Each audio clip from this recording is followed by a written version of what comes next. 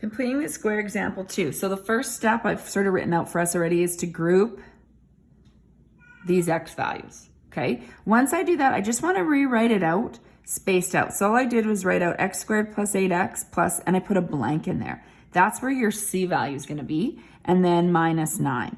Okay, it's safe to put a plus sign here because in your formula here, you're always squaring it last. Once you squared it, it's always going to be a positive number. All right, so that's where we're at now, is we want to figure out what goes into this, okay? If you want to show your work, scrap work, you can't just do it here, go on the side. Notation errors can happen there, meaning that you kind of work gets sloppy and your sentences, math sentences don't make sense.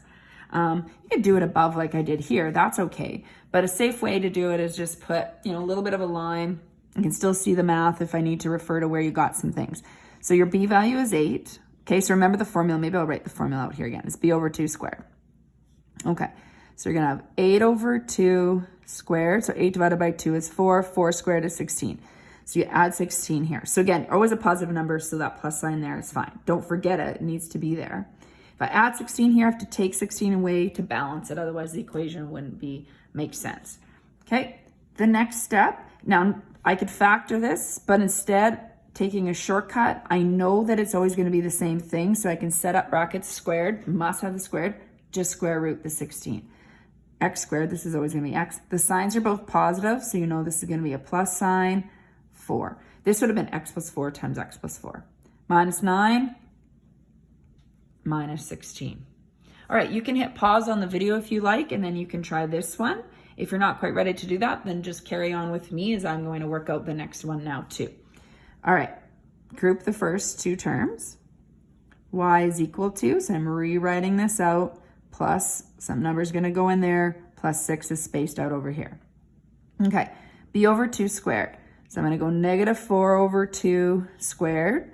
Negative 4 divided by 2 is negative 2 squared. Negative 2 squared is positive 4.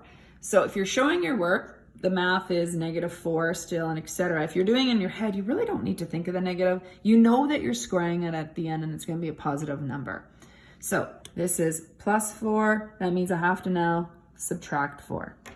All right, next line. Open up those brackets, put a squared. Again, instead of factoring it, right, you can just know that it's the square root of this. X goes here. If this is a minus sign, this will also be a minus sign. If you were to factor this, two numbers are multiplied, a positive 4 and add a negative 4, x minus 2, x minus 2. Again, easier, just square root 4 and you get 2. Whatever this first sign is always going to be the one here. So if there's a negative sign in the equation, that's negative. Plus 6 minus 4, now you have 2. So your vertex would be 2, 2, and you could graph that.